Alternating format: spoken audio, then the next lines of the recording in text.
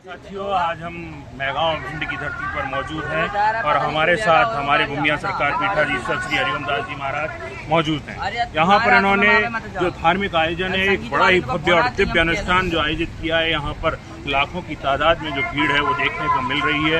महाराज जी से ही हम जानेंगे कि किस प्रकार से उन्होंने इस कार्यक्रम को जो रूपरेखा है उसको तैयार किया और इतना जो महाकुंभ है, विशाल महाकुंभ लगा दिया है। जी महाराज जी, बताएं कि किस तरह से इस कार्यक्रम की रूपरेखा तैयार की गई। आप सभी को भूमिया बाबा की तरफ से राधे सरकार और खूब ऐसे ही मस्त रहे, स्वस्थ रहे। हालांकि कराने वाले भगवान होते, हम तो एक निमित्त मात्र हैं और आप सबके सहयोग से, आपके लिए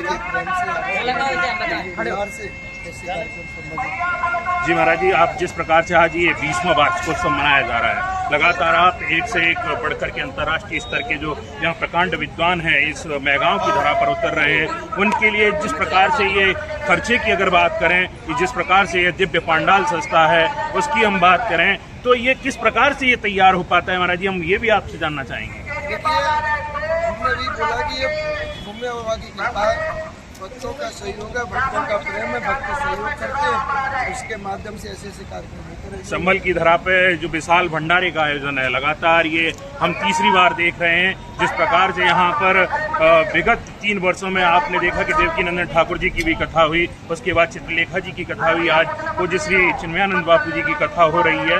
तो तकरीबन यहाँ आपको क्या अनुमान लग रहा है कि इस बार किस तुलना में यहाँ पर तीनों सालों की अपेक्षा किस वर्ष सबसे ज्यादा श्रद्धालु पहुँचे हैं? देखिए, तीनों की अपेक्षा में इस वर्ष अधिक नहीं है। इस वर्ष अधिक होने का कारण ये भी है कि इसमें अब की बार में चिन्मयानंद महाराज जी के द्वारा जो कथा का विस्मरण किया जा रहा है और उस कथा के स्मरण के साथ साथ में यह भक्तों का विशेष प्रेम, वो सभी भक्तों ने एक दूसरे से आग्रह किया, एक दूसरे से प्रार्थना की, एक दूसरे का निमंत्रण दिया। तो स्वाभाविक है, अगर प्रत्येक व्यक्ति निमंत्रण देगा, प्रत्येक व्यक्ति आपस में एक दूसरे को सूचना देगा, तो स्वाभाविक बात है भक्तों की विचार करेंगे। महाराज जी, जिस प्रकार से खनैत धाम के महाराज जी ने कहा कि डबरा की तरह ही यहाँ पर भी जो भूमिया सरकार की प्राण प्रतिष्ठा का कार्यक्रम है वो होने जा रहा है, तो उसके बारे में आप क्या कहना चाहेंगे भक्तों? देखिए, भूमिया सरकार का मंदिर बहुत जल्दी ही हम सबके बीच में आने वाला है और इसका भूमि पूजन 7 मई को है।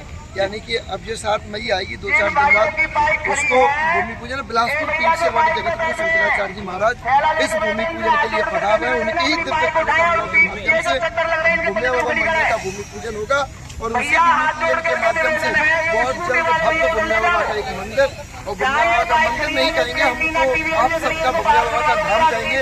जिसमें धाम का मतलब क्या होता है? धाम का मतलब होता है कि हम जिसमें आते जाते रहे, जिससे हमारा कनेक्शन हो, जिससे हमारी जुड़ी हो, जिससे हमारी भावनाएं जुड़ी हो, उसी को भगवान का धाम कहा जाता है। तो आप सबका धाम बहुत जल्दी तैयार होगा।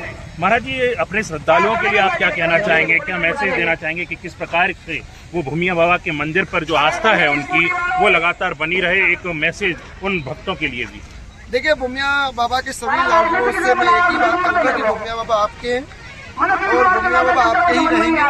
और कहीं ना कहीं भूमिया बाबा ने जो बीड़ा उठाया भक्तों की समस्या का समाधान करना, मैंने अपने जीवन में जितना अनुभव किया है कि भूमिया बाबा के दरबार से कोई खाली हाथ नहीं लौटा। भविष्य तक मैं भूमिया बाबा से एक ही प्रार्थना करता हूँ कि आपके दरवाजे, भगवान के दरवाजे जो भी आए वो खाली हाथ कभी लौटेगा। ऐसे ही सब खुशियां से आते हुए जाए और खूब। देखिए, ये थे हमारे हरिओम दास जी महाराज, भूमिया सरकार के महंत, जिन्होंने बताया कि हर वक्त जो है ये भूमिया सरकार जो उनके भक्त हैं उनकी झोली भरते रहते हैं। धन्यवाद।